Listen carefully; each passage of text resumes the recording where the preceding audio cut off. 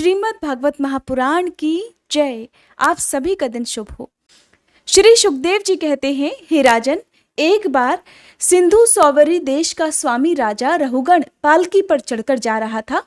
जब वह इक्षुमती नदी के किनारे पहुंचा, तब उसकी पालकी उठाने वाले कहारों के जमादार को एक कहार की आवश्यकता पड़ गई। कहार की खोज करते समय दैववश उसे ये ब्राह्मण देवता मिल गए। इन्हें देखकर उसने सोचा, ये मनुष्य हष्ट-पुष्ट, जवान और गठीले अंगों वाला है, इसलिए ये तो बैल या गधे के समान अच्छी तरह बोझा ढो सकता है। ये सोचकर उसने बेगार में पकड़े हुए अन्य कहारों के साथ इन्हें भी, यानी कि भरत जी को भी बलपूर्वक पकड़कर पालकी में जोड़ दिया। महात्मा भरत जी यद्यपि किसी प्रकार इस कार्य के योग्य नहीं थे, तब भी वे बिना कुछ बोले चुपचाप पालकी को उठाकर ले चले। वे द्विजवर कोई जीव पैरों तले दब न जाए, इस डर से आगे की एक बाण पृथ्वी देखकर चलते थे, इसलिए दूसरे कहारों के साथ उनकी चाल का मेल नहीं खा पा रहा था। अतः जब पालकी टेढ़ी सीधी होने लगी, तब ये देखकर राजा रहुगण ने पालकी उठाने वालों से कहा, अरे कहारों, अच्छी तरह चलो, पालकी को इस प्रकार ऊंची नीची करके क्यों चल रहे हो? तब अपने स्वामी का यह आक्षेप युक्त वचन सुनकर कहारों को डर लग गया कि कहीं राजा उन्हें दंड न दे दे। इसलिए उन्होंने राजा से इस प्रकार निवेदन किया, हे महाराज, ये हमारा प्रमाद नहीं है, ये हम आपकी नियम मर्यादा के अनुसार ठीक ठीक ही पालकी लेकर चल रहे हैं। ये एक नया कहार अभी अभी पालकी में लगाया गया है, तो भी ये जल्दी जल्दी नहीं चल रहा, हम लोग इसके साथ पालकी नहीं ले जा सकते। कहारों के ये दीन वचन सुनकर राजा रहुगण ने सोचा, संसर्ग से उत्पन्न होने वाला दोष एक व्यक्ति में होने पर भी उससे संबंध रखने वाले सभी पुरुषों में आ सकता है, इसलिए यदि इसका प्रतिकार न किया गया तो धीरे धीरे ये सभी कहार भी अपनी चाल बिगाड़ लेंगे। ऐसा सोचकर राजा रहुगण को कुछ क्रोध आया। यद्यपि उसने महापुरुषों का सेवन किया था, अर्थात महापुरुषों के दर्शन किए थे, फिर भी क्षत्रिय स्वभाववश बलपूर्वक उसकी बुद्धि रजोगुण से व्याप्त हो गई और वह उन द्विज श्रेष्ठ से, जिनका ब्रह्म तेज भस्म से ढके हुए अग्नि के समान प्रकट नहीं था, इस प्रकार व्यंग से भरे वचनों में कहने लगा, अरे भैया, बड़े दुख की बात है, अवश्य ही तुम बहुत थक गए हो। लगता है तुम्हारे इन साथियों ने तनिक भी सहारा नहीं लगाया। इतनी दूर से तुम अकेले ही बड़ी देर से पालकी ढोते आ रहे हो। तुम्हारा शरीर भी तो विशेष मोटा ताजा और हट्टा कट्टा नहीं है, और मित्र, बुढ़ापे ने अलग तुम्हें दबा रखा है। इस प्रकार बहुत ताना मारने पर भी वे पहले की ही तरह चुपचाप पालकी उठाए चलते रहे। इससे ना तो उन्हें कुछ बुरा माना, क्योंकि उनकी दृष्टि में तो पंचभूत, इंद्रिय और अंतःकरण का संगत ये अपना अंतिम शरीर अविद्या का ही कार्य था। वह विविध अंगों से युक्त दिखाई देने पर भी वस्तुतः था ही नहीं, इसलिए उसमें उनका मैं मेरेपन का मिथ्या अभ्यास सर्वथा निवृत्त हो गया था और वे ब्रह्मरूप हो गए थे। किंतु पालकी जो थी वो अभी भी सीधी चाल से नहीं चल रही है, ये देखकर राजा रहुगण क्रोध से आग बबूला हो गया और कहने लगा, अरे ये क्या तू जीता ही मर गया है? तू मेरा निरादर करके मेरी आज्ञा का उल्लंघन कर रहा है। मालूम होता है तू सर्वथा प्रमादी है। अरे जैसे दंडपाणी यमराज जन समुदाय को उसके अपराधों के लिए दंड देते हैं, उसी प्रकार मैं भी अभी तेरा इलाज किए देता हूं, तब तेरे होश ठिकाने आ जाएंगे। रहुगण को राजा होने का अभिमान था, इसलिए वह इसी प्रकार बहुत सी अनाप शनाप बातें बोल गया। वह अपने आप को बड़ा पंडित समझता था, अतः रज तमयुक्त अभिमान के वशीभूत होकर उसने भगवान के अनन्य प्रीति पात्र भक्तवर भरत जी का तिरस्कार कर डाला। योगेश्वरों की विचित्र कहनी करनी का तो उसे कुछ पता ही नहीं था। उसकी ऐसी कच्ची बुद्धि देखकर वे संपूर्ण प्राणियों के सुहृद और आत्मा ब्रह्मभूत ब्राह्मण देवता मुस्कुराए और बिना किसी प्रकार का अभिमान किए इस प्रकार कहने लगे। भरत जी ने कहा, हे राजन, तुमने जो कुछ कहा वो यथार्थ है, उसमें कोई उल्हाना नहीं। यदि भार नाम की कोई वस्तु है तो ढोने वाले के लिए है, यदि कोई मार्ग है तो वह चलने वाले के लिए है, मोटापन भी उसी का है। ये सब शरीर के लिए कहा जाता है, आत्मा के लिए नहीं। ज्ञानी जन ऐसी बातें नहीं करते राजन। स्थूलता, कृष्टता, आदि, व्याधि, भूख, प्यास, भय, कलह, इच्छा, बुढ़ापा, निद्रा, प्रेम, क्रोध, अभिमान और शोक, ये सब धर्म देह अभिमान को लेकर उत्पन्न होने वाले जीव में रहते हैं। मुझ में इनका लेश भी नहीं है। राजन, तुमने जो जीने मरने की बात कही, सो जितने भी विकारी पदार्थ हैं उन सभी में नियमित रूप से ये दोनों यातें देखी जाती हैं, क्योंकि वे सभी आदि अंत वाले हैं। हे यशस्वी नरेश, जहाँ स्वामी सेवक भाव स्थिर हो वहीं आज्ञा पालन आदि का नियम भी लागू हो सकता है। तुम राजा हो और मैं प्रजा हूं। इस प्रकार की भेद बुद्धि के लिए मुझे व्यवहार के सिवा और कहीं तनिक भी अवकाश नहीं दिखाई देता। परमार्थ दृष्टि से यदि देखा जाए तो किसे स्वामी कहें और किसे सेवक। फिर भी हे राजन, यदि तुम्हें स्वामित्व का अभिमान है तो कहो, मैं तुम्हारी क्या सेवा करूं? हे वीरवर, मैं मत्त, उन्मत्त और जड़ के समान अपनी ही स्थिति में रहता हूं। मेरा इलाज करके तुम्हें क्या हाथ लगेगा? यदि मैं वास्तव में जड़ और प्रमादी ही हूं तो भी मुझे शिक्षा देना पिसे हुए को पीसने के समान व्यर्थ ही होगा। श्री सुखदेव जी कहते हैं, हे राजन परीक्षित, मुनिवर जड़ भरत यथार्थ तत्व का उपदेश करते हुए इतना उत्तर देकर फिर मौन हो गए। उनका देहात्म बुद्धि का हेतुभूत अज्ञान निवृत्त हो चुका था, इसलिए वे परम शांत हो गए थे। अतः इतना कहकर भोग द्वारा प्रारब्ध क्षय करने के लिए वे फिर पहले के ही समान उस पालकी को कंधे पर लेकर चलने लगे। सिंधु सौवीर नरेश रहुगढ़ भी अपनी उत्तम श्रद्धा के कारण तत्व जिज्ञासा का पूरा अधिकारी था। जब उसने उन श्रेष्ठ के अनेकों योग ग्रंथों से समर्थित और हृदय की ग्रंथि का छेदन करने वाले ये वाक्य सुने, तब वह तत्काल पालकी से उतर पड़ा। उसका राजमत सर्वथा दूर हो गया और वह उनके चरणों में सिर रखकर अपना अपराध क्षमा कराते हुए इस प्रकार कहने लगा, हे देव, आपने द्विजों का चिन्ह यज्ञोपवीत धारण कर रखा है, बतलाइए, इस प्रकार प्रच्छत्र भाव से विचरने वाले आप हैं कौन?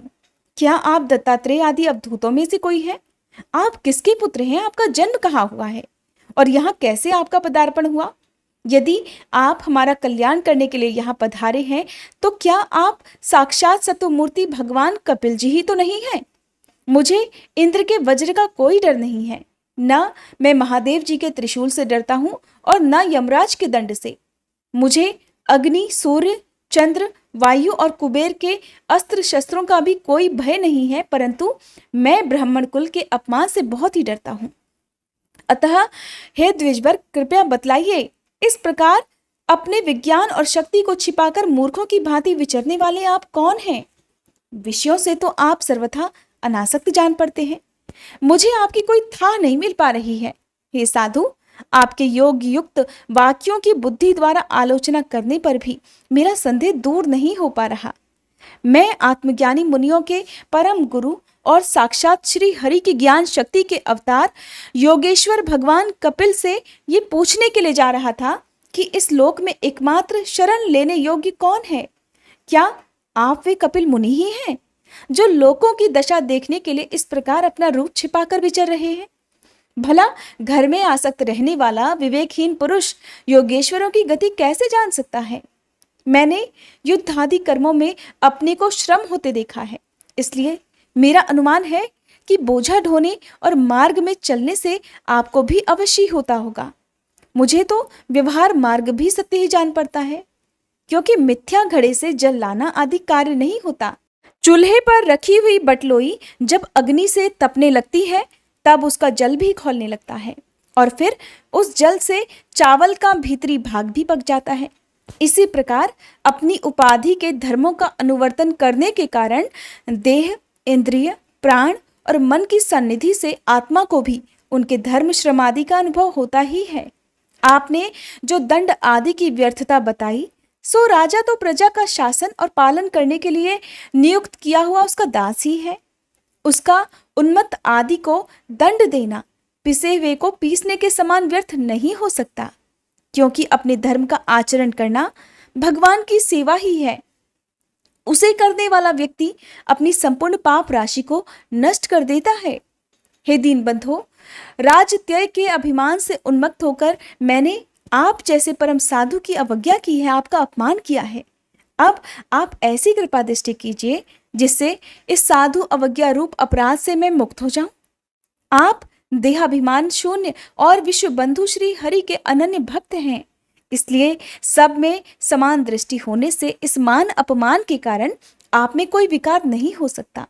तथापि एक महापुरुष का अपमान करने के कारण मेरे जैसा पुरुष साक्षात त्रिशूल पाणी महादेव जी के समान प्रभावशाली होने पर भी अपने अपराध से अवश्य थोड़े ही काल में नष्ट हो जाएगा। जड़ भरत ने कहा, हे राजन, तुम अज्ञानी होने पर भी पंडितों के समान ऊपर ऊपर की तर्क वितर्क युक्त बातें कह रहे हो, इसलिए श्रेष्ठ ज्ञानियों में तुम्हारी गणना हो ही नहीं सकती। तत्वज्ञानी पुरुष इस अविचार सिद्ध स्वामी सेवक आदि व्यवहार को तत्व विचारक के समय सत्य रूप से स्वीकार नहीं करते।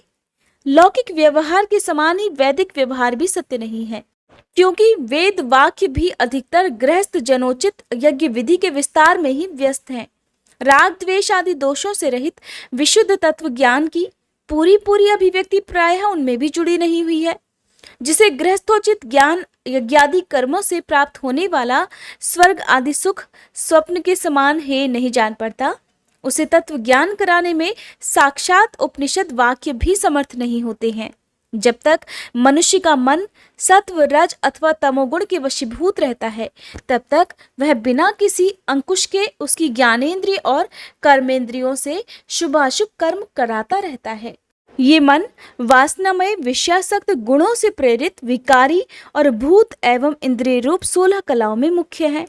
यही भिन्न भिन्न नामों से देवता और मनुष्य आदि रूप धारण करके शरीर रूप उपाधियों के भेद से जीव की उत्तमता अधमता का कारण होता है। ये मायामय मन संसार चक्र में छलने वाला है। यही अपनी देह के अभिमानी जीव से मिलकर उसे काल क्रम से प्राप्त हुए सुख दुख और इनसे व्यतिरिक्त मोह रूपी अवश्यंभावी फलों की अभिव्यक्ति करता है। जब तक ये मन रहता है तभी तक जागृत और स्वप्नावस्था का व्यवहार प्रकाशित होकर जीव का दृश्य बनता है। इसलिए पंडित जन मन को ही त्रिगुणमय अधम संसार का और गुणातीत परमोत्कृष्ट मोक्ष पद का कारण बताते हैं। विषयासक्त मन जीव को संसार संकट में डाल देता है। विषयहीन होने पर वही उसे शांतिमय मोक्ष पद प्राप्त करा देता है। जिस प्रकार घी से भीगी हुई बत्ती को खाने वाले दीपक से तो धुएं वाली शिखा निकलती रहती है, और जब घी समाप्त हो जाता है तब वह अपने कारण अग्नि तत्व में लीन हो जाता है, उसी प्रकार विषय और कर्मों में आसक्त हुआ मन तरह तरह की वृत्तियों का आश्रय लिए रहता है और इनसे मुक्त होने पर वह अपने तत्वों में लीन हो जाता है। हे वीरवर, 5 कर्मेंद्रिय, 5 ज्ञानेंद्रिय और 1 अहंकार, ये 11 मन की वृत्तियां हैं तथा 5 प्रकार के कर्म, 5 तन्मात्र और 1 शरीर, ये 11 इनके आधारभूत विषय कहे जाते हैं। गंध रूप स्पर्श रस और शब्द ये 5 ज्ञानेंद्रियों के विषय हैं। मल त्याग संभोग गमन भाषण और लेना देना आदि व्यापार ये 5 कर्मेंद्रियों के विषय हैं तथा शरीर को ये मेरा है इस प्रकार स्वीकार करना अहंकार का विषय है। कुछ लोग अहंकार को मन की 12वीं वृत्ति और उसके आश्रय शरीर को 12वां विषय भी मानते हैं। ये मन की 11 वृत्तियां द्रव्य विषय स्वभाव आशय अर्थात संस्कार कर्म और काल के द्वारा सैकड़ों हजारों और करोड़ों भेदों में परिणत हो जाती है, किंतु इनकी सत्ता क्षेत्रज्ञ आत्मा की सत्ता से ही है। ऐसा होने पर भी मन से क्षेत्र का कोई संबंध नहीं है। राजन, जब तक मनुष्य ज्ञानोदय के द्वारा इस माया का तिरस्कार कर सबको आसक्ति छोड़कर तथा काम क्रोध आदि 6 शत्रुओं को जीतकर आत्म तत्व को नहीं जान लेता और जब तक वह आत्मा के उपाधि रूप मन को संसार दुख का क्षेत्र नहीं समझता, तब तक वह इस लोक में यों ही भटकता रहता है, क्योंकि यह चित्त उसके शोक मोह रोग राग लोभ और वैर आदि के संस्कार तथा ममता की वृद्धि करता रहता है। ये मन ही तुम्हारा सबसे बड़ा बलवान शत्रु है। तुम्हारे उपेक्षा करने से इसकी शक्ति और भी बढ़ गई है।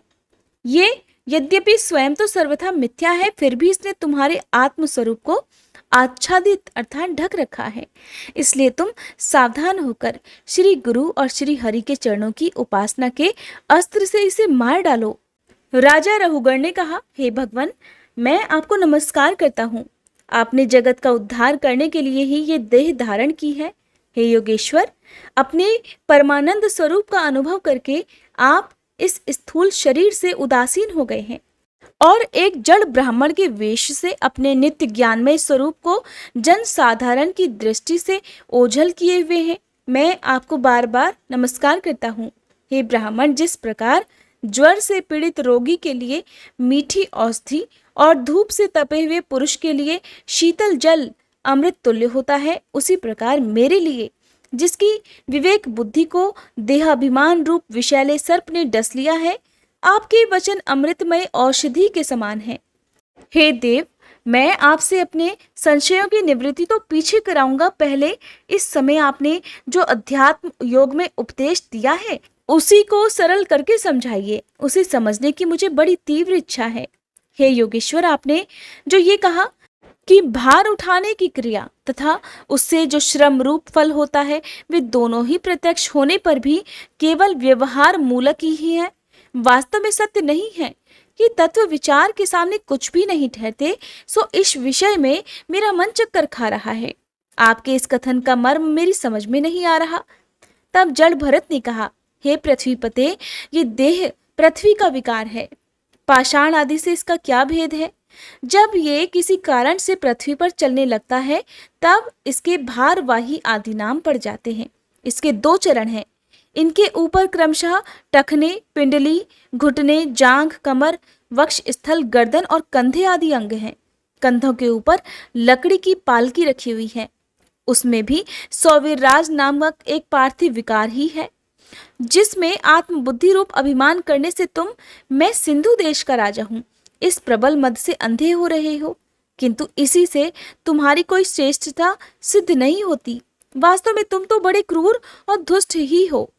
तुमने इन बेचारे दीन दुखिया कहारों को बिगार में पकड़कर पालकी में जोत रखा है और फिर महापुरुषों की सभा में बढ़ बढ़कर बातें बनाते हो कि मैं लोगों की रक्षा करने वाला हूं। ये तुम्हें शोभा नहीं देता। हम देखते हैं कि संपूर्ण चराचर जगत भूत सर्वदा पृथ्वी से ही उत्पन्न होते हैं और पृथ्वी में ही लीन हो जाते हैं। अतः उनके क्रिया भेद के कारण जो अलग अलग नाम पड़ गए हैं, बताओ तो उनके सिवा व्यवहार का और क्या मूल हो सकता है? इस प्रकार पृथ्वी शब्द का व्यवहार भी मिथ्या ही है, वास्तविक नहीं है, क्योंकि ये अपने उपादान कारण सूक्ष्म परमाणुओं में लीन हो जाती है और जिनके मिलने से पृथ्वी रूप कार्य की सिद्धि होती है, वे परमाणु अविद्यावश मन से ही कल्पना किए हुए हैं। वास्तव में उनकी भी सत्ता नहीं है। इसी प्रकार और भी जो कुछ पतला मोटा, छोटा बड़ा, कार्य कारण और चेतन और अचेतन आदि गुणों से युक्त द्वैत प्रपंच है, उसे भी द्रव्य, स्वभाव और आशय, काल, कर्म आदि नाम वाले भगवान की माया का ही कार्य समझो। विशुद्ध परमार्थ रूप अद्वितीय तथा भीतर बाहर के भेद से रहित परिपूर्ण ज्ञान ही सत्य वस्तु है। यह सर्वांतरवर्ती और सर्वथा निर्विकार है। उसी का नाम भगवान है और उसी को पंडित जन वासुदेव कहते हैं। हे रहुगण, महापुरुषों के चरणों की धूलि से अपने को नहलाए बिना केवल तप, यज्ञादि, वैदिक कर्म, अन्नादि के दान, अतिथि सेवा, दीन सेवा आदि गृहस्थोचित धर्मानुष्ठान, वेदाध्ययन अथवा जल, अग्नि या सूर्य की उपासना आदि किसी भी साधन से वह परमात्म ज्ञान प्राप्त नहीं हो सकता। इसका कारण यह है कि महापुरुषों के समाज में सदा पवित्र कीर्ति श्री हरि के गुणों की चर्चा होती रहती है, जिससे विषय वार्ता तो पास ही नहीं फटकने पाती। और जब भगवत कथा का नित्य प्रति सेवन किया जाता है, श्रवण किया जाता है, तब वह मोक्षाकांक्षी पुरुष की शुद्ध बुद्धि को भगवान वासुदेव में लगा ही देती है। पूर्व जन्म में मैं भरत नाम का राजा था। ऐहिक और परलौकिक दोनों प्रकार के विषयों से विरक्त होकर भगवान की आराधना में ही लगा रहता था। तो भी एक मृग में आसक्ति हो जाने से मुझे परमार्थ से भ्रष्ट होकर अगले जन्म में मृग ही बनना पड़ा। किंतु भगवान श्री कृष्ण की आराधना के प्रभाव से उस मृगयोनि में भी मेरी पूर्व जन्म की स्मृति लुप्त नहीं हुई। इसी से अब मैं जन संसर्ग से डरकर सर्वदा असंग भाव से गुप्त रूप से ही विचरता रहता हूँ। सारांश ये है कि विरक्त महापुरुषों के सत्संग से प्राप्त ज्ञान रूप खड्ग के द्वारा मनुष्य को इस लोक में ही अपने मोह बंधन को काट डालना चाहिए। फिर श्री हरि की लीलाओं के कथन और श्रवण से भगवत स्मृति बनी रहने के कारण वह सुगमता से ही संसार मार्ग को पार करके भगवान को प्राप्त कर सकता है। जड़ भरत ने कहा, हे राजन, ये जीव समूह सुख रूप धन में आसक्त देश देशांतर में घूम फिरकर व्यापार करने वाले व्यापारियों के दल के समान है। इसे माया ने दुस्तर प्रवृत्ति मार्ग में लगा दिया है, इसलिए इसकी दृष्टि सात्विक राजस तामस भेद से नाना प्रकार के कर्मों पर ही हो जाती है। उन कर्मों में भटकता भटकता ये संसार रूप जंगल में पहुंच जाता है और वहां इसे तनिक भी शांति नहीं मिलती। हे महाराज, उस जंगल में 6 डाकू हैं। इस वणिक समाज का नायक बड़ा दुष्ट है।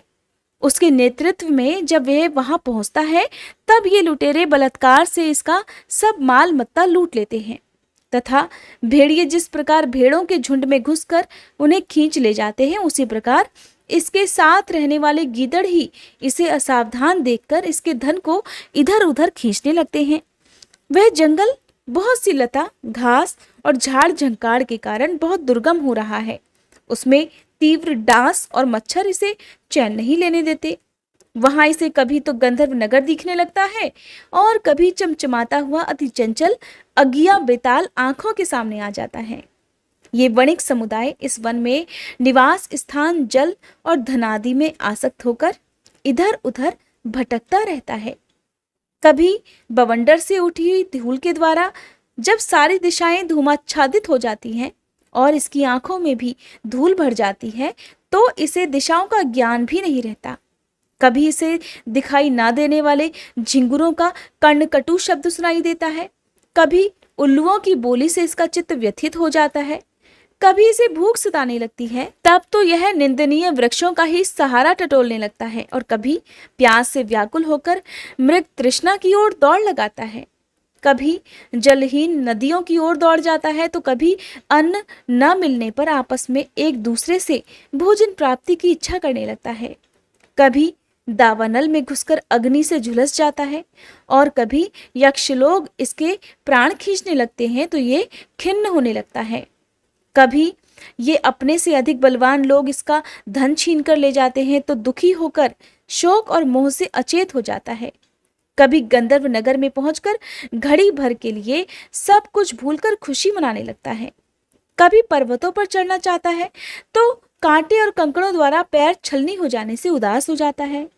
कुटुंब बहुत बढ़ जाता है और उदर पूर्ति का साधन नहीं होता तो भूख की ज्वाला से संतप्त होकर अपने ही बंधु बांधवों पर खींचने लगता है।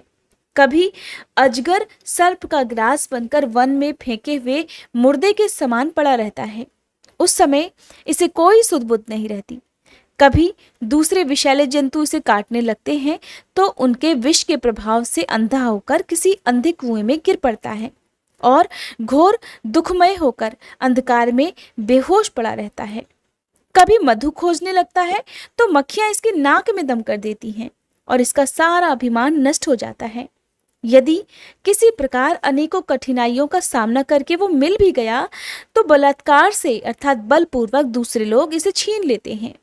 कभी शीत, कभी घाम, आंधी और वर्षा से अपनी रक्षा करने में ये असमर्थ हो जाता है, असहाय हो जाता है। कभी आपस में थोड़ा बहुत व्यापार करता है तो धन के लालच से दूसरों को धोखा देकर उनसे वैर ठान लेता है। कभी कभी उस संसार वन में इसका धन नष्ट हो जाता है तो इसके पास शैया, आसन, रहने के लिए स्थान और सैर सपाटे के लिए सवारी आदि भी नहीं रहते। तब दूसरों से याचना करता है। मांगने पर भी दूसरे से जब उसे अभिलक्षित वस्तु नहीं मिलती तब पराई वस्तुओं पर अनुचित दृष्टि रखने के कारण इसे बड़ा तिरस्कार भी सहना पड़ता है। इस प्रकार व्यवहारिक संबंध के कारण एक दूसरे से द्वेष भाव बढ़ जाने पर वह वणिक समूह आपस में विवाह आदि संबंध स्थापित करता है और फिर इस मार्ग में तरह तरह के कष्ट और धन क्षय आदि संकटों को भोगते भोगते मृतक के समान हो जाता है। साथियों में से जो मरते जाते हैं उन्हें जहां का तहां छोड़कर नवीन उत्पन्न हुओं को साथ लिए हुए वह बंजारों का समूह बराबर आगे ही बढ़ता रहता है। हे वीरवर, उनमें से कोई भी प्राणी न तो आज तक वापस लौटा है और न किसी ने इस संकटपूर्ण मार्ग को पार करके परमानंदमय योग की ही शरण ली है। जिन्होंने बड़े बड़े दिक्पालों को जीत लिया है, वे धीर पुरुष पृथ्वी में ये मेरी है ऐसा अभिमान करके आपस में ही वैर ठानकर संग्राम भूमि में जूझ जाते हैं। तो भी उन्हें भगवान विष्णु का वह अविनाशी पद नहीं मिलता जो वैरहीन परमहंसों को प्राप्त हो जाता है। ये भवाटवी अर्थात मोह माया के जाल में भटकने वाला बंजारों का दल कभी किसी लता की डालियों का आश्रय लेता है और उस पर रहने वाले मधुर भाषी पक्षियों के मोह में फंस जाता है, कभी सिंहों के समूह से भय मानकर बगुला, कंक और गिद्धों से प्रीति करने लगता है, और जब उनसे धोखा उठाता है तो हंसों की पंक्ति में प्रवेश करना चाहता है, किंतु उसे उनका आचार नहीं सुहाता। आचार न सुहाने के कारण वह वानरों में मिलकर उनके जाति स्वभाव के अनुसार दाम्पत्य सुख में रत रहकर विषय भोगों से इंद्रियों को तृप्त करता रहता है और एक दूसरे का मुख देखते देखते अपनी आयु की अवधि को ही भूल जाता है। वहां वृक्षों में क्रीड़ा करता हुआ पुत्र और स्त्री के स्नेह पाश में बंध जाता है। इसमें मैथुन की वासना इतनी बढ़ जाती है कि तरह तरह के दुर्व्यवहारों से दीन होने पर भी ये विवश होकर अपने बंधन को तोड़ने का साहस नहीं कर सकता। कभी असावधानी से पर्वत की गुफा में गिरने लगता है तो उसमें रहने वाले हाथी से डरकर किसी लता के सहारे लटका रहता है। हे शत्रुदमन, यदि किसी प्रकार से इसे उस आपत्ति से छुटकारा मिल भी जाता है तो ये फिर अपने गोल में सिमट जाता है, अपने गोल में मिल जाता है। जो मनुष्य माया की प्रेरणा से एक बार इस मार्ग में पहुंच जाता है, उसे भटकते भटकते अंत तक अपने परम पुरुषार्थ का पता नहीं लगता। हे रहुगण, तुम भी इसी मार्ग में भटक रहे हो, इसलिए अब प्रजा को दंड देने का कार्य छोड़कर समस्त प्राणियों के सुहृद हो जाओ और विषयों में अनासक्त होकर भगवत सेवा से तीक्ष्ण किया हुआ ज्ञान रूप खड्ग लेकर इस मार्ग को पार कर लो। तब राजा रहुगण ने कहा, अहो, समस्त योनियों में ये मनुष्य जन्म ही श्रेष्ठ हैं। अन्यान्य लोकों में प्राप्त होने वाले देवादि उत्कृष्ट जन्मों से भी क्या लाभ है, जहाँ भगवान ऋषिकेश के पवित्र यश से शुद्ध अंतःकरण वाले आप जैसे महात्माओं का अधिकाधिक समागम नहीं मिलता। आपके चरण कमलों की रज का सेवन करने से जिनके सारे पाप ताप नष्ट हो गए हैं, उन महानुभावों को भगवान की विशुद्ध भक्ति प्राप्त होना कोई विचित्र बात नहीं है। मेरा तो आपके 2 घड़ी के सत्संग से ही सारा कुतर्क मूलक अज्ञान नष्ट हो गया है। ब्रह्म ज्ञानियों में जो वयोवृद्ध हो उन्हें नमस्कार है, जो शिशु हो उन्हें नमस्कार है, जो युवा हो उन्हें नमस्कार है, जो क्रीड़ारत बालक हो उन्हें भी नमस्कार है, जो ब्रह्म ज्ञानी ब्राह्मण अवधूत वेश से पृथ्वी पर विचरते हैं उनसे हम जैसे ऐश्वर्यानुमत राजाओं का कल्याण हो। श्री सुखदेव जी कहते हैं, हे उत्तरानंदन, इस प्रकार उन परम प्रभावशाली ब्रह्म ऋषि पुत्र ने अपना अपमान करने वाले सिंधु नरेश रहुगण को भी अत्यंत करुणावश आत्म तत्व का उपदेश दिया। तब राजा रहुगण ने दीन भाव से उनके चरणों की वंदना की और फिर वे परम पूर्ण समुद्र के समान शांत चित्त होकर पृथ्वी पर विचरने लगे। उनके सत्संग से परमात्म तत्व का ज्ञान पाकर सौवीरपति रहुगण ने भी अंतःकरण में अविद्यावश आरोपित देहात्म बुद्धि को त्याग दिया। हे राजन, जो लोग भगवत आश्रित अनन्य भक्तों की शरण ले लेते हैं उनका ऐसा ही प्रभाव होता है, उनके पास अविद्या ठहर ही नहीं सकती। राजा परीक्षित ने कहा, हे महाभागवत मुनि श्रेष्ठ, आप परम विद्वान हैं।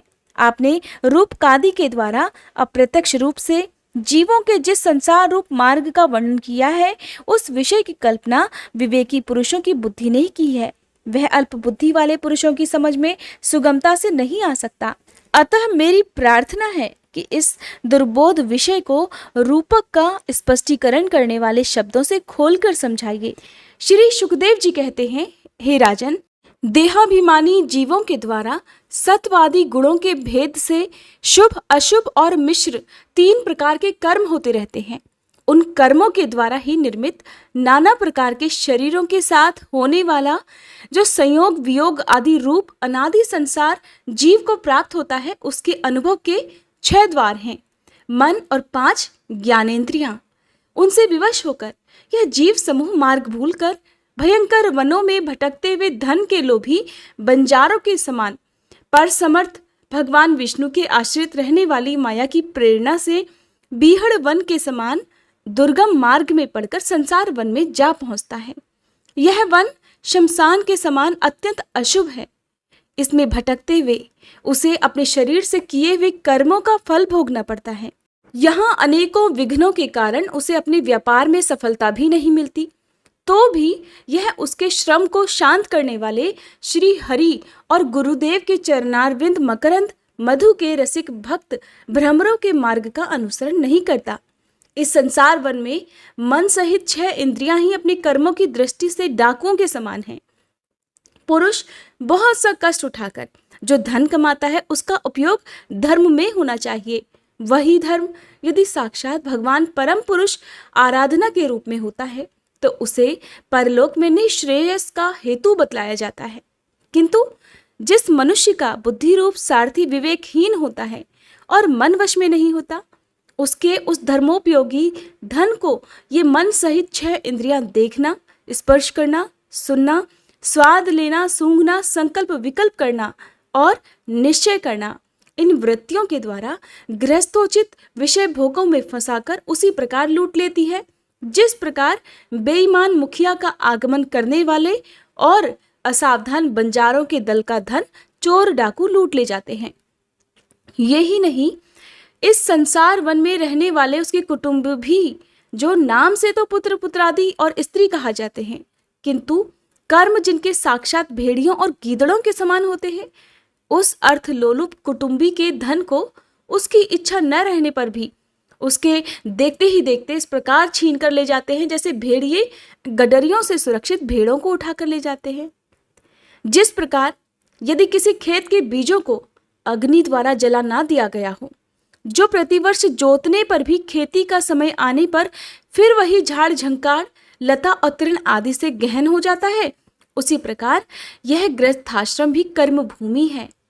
इसमें भी कर्मों का सर्वथा उच्छेद कभी नहीं होता, क्योंकि ये घर कामनाओं की पिटारी है। उस गृहस्थाश्रम में आसक्त हुए व्यक्ति के धन रूप बाहरी प्राणों को डांस और मच्छरों के समान नीच पुरुषों से तथा टिड्डी, पक्षी, चोर और चूहे आदि से क्षति पहुंचती रहती है।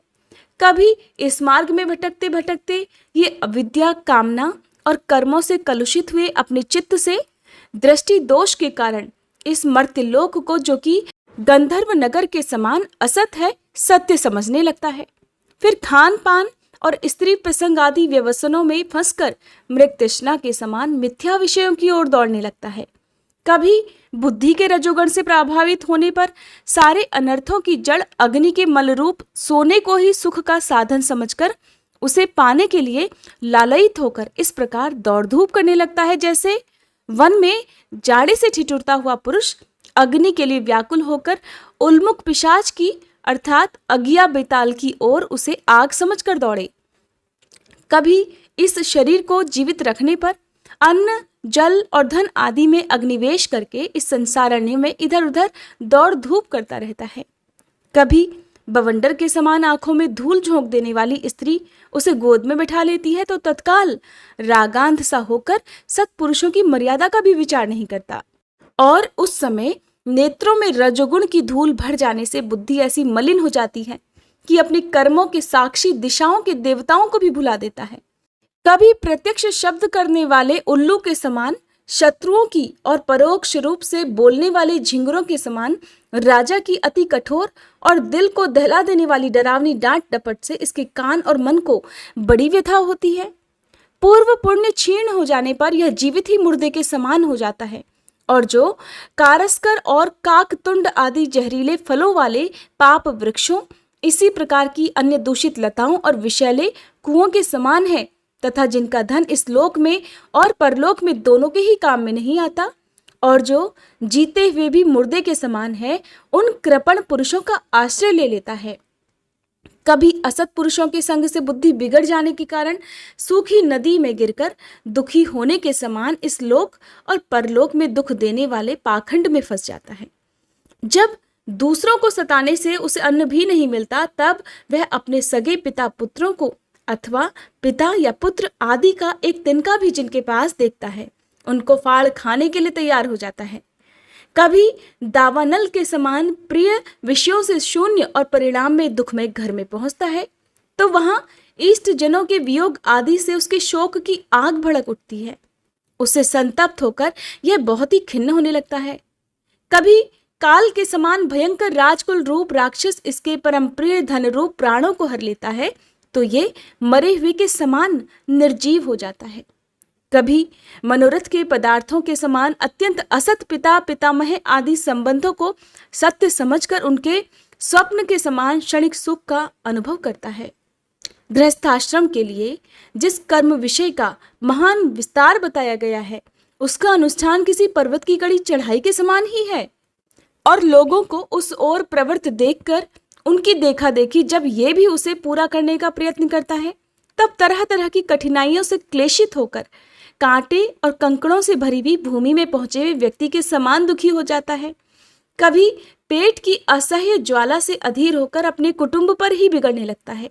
फिर जब निद्रा रूप अजगर के चंगुल में फंस जाता है तब अज्ञान रूप घोर अंधकार में डूबकर सूने वन में भटकने लगता है और इस प्रकार पड़ा रहता है मानो कोई मुर्दा हो।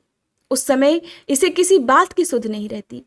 कभी दुर्जन रूप काटने वाले जीव इतना काटते तिरस्कार करते हैं कि इसके गर्वरूप दांत जिनसे यह दूसरों को काटता था टूट जाते हैं। तब इसे अशांति के कारण नींद भी नहीं आती तथा मर्म वेदना के कारण क्षण क्षण में विवेक शक्ति क्षीण होते रहने से अंत में अंधे की भांति ये नरक रूप अंधे कुएं में जा गिरता है। कभी कभी विषय सुख रूप मधुकणों को ढूंढते ढूंढते जब यह लुक छिपकर पर स्त्री या परधन को उड़ाना चाहता है तब उनके स्वामी या राजा के हाथ से मारा जाकर ऐसे नरक में जा गिरता है जिसका कोई और छोर ही नहीं है। इसी से ऐसा कहते हैं कि प्रवृत्ति मार्ग में रहकर किए हुए लौकिक और वैदिक दोनों ही प्रकार के कर्म जीव को संसार की ही प्राप्ति कराने वाले हैं। यदि किसी प्रकार राजा आदि के बंधन से छूट भी गया तो अन्याय से अपहरण किए हुए स्त्री और धन को देवदत्त नाम का कोई दूसरा व्यक्ति छीन लेता है और उससे विष्णुमित्र नाम का कोई तीसरा व्यक्ति झटक लेता है। इस प्रकार वे भोग एक पुरुष से दूसरे पुरुष के पास जाते रहते हैं, एक स्थान पर नहीं ठहरते।